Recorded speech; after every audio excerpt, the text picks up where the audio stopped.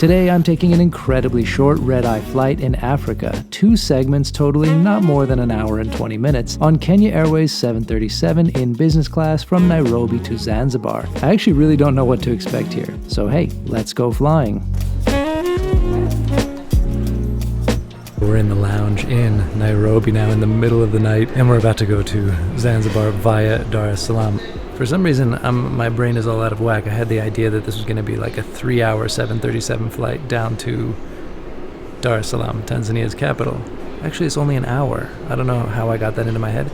And then the flight from Dar to Zanzibar is literally 15 minutes. They barely get up to 6,000 feet. I checked the tracking. It'll be my first time flying Kenya Airways. Should be nice, although just too short. I wish it was a little longer. Wish I could try it out a bit more, maybe even in the daytime. I was kind of hoping it'd be 3 hours so I could maybe sleep for an hour and a half. I'm so tired. And this lounge also kind of, you know, nothing to write home about, but relatively chill. And land in Zanzibar at 4:15 a.m. You can live vicariously, or you can enjoy the fact of watching me on the ultimate short, unbelievably short, middle of the night red eye, and feel good that you don't have to be, but you can still get some of the feeling and experience.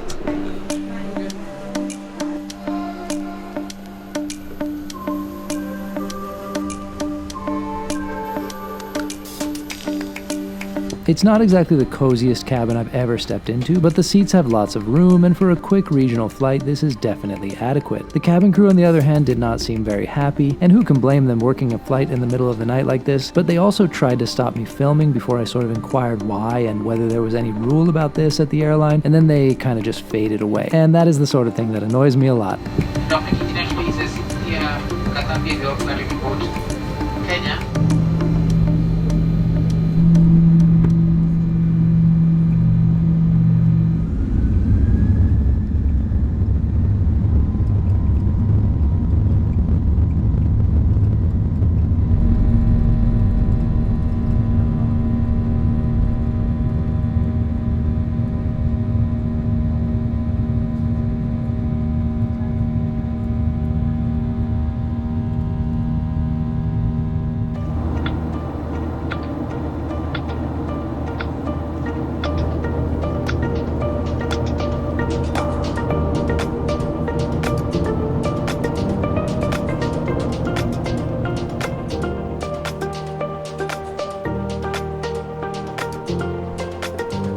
The recline is really, really good. Too bad there's no time to actually sleep.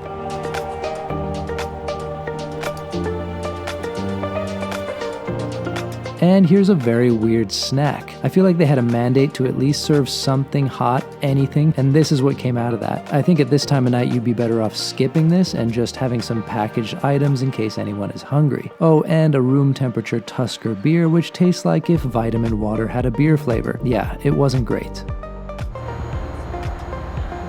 There's a little storage nook with power and basic recline and leg rest controls, and that's about it for the seat features. There is quite a cool in-flight magazine, which I appreciate. And here's Dar-es-Salaam. We'll have a short time on the ground here. Mercifully, no need to deplane.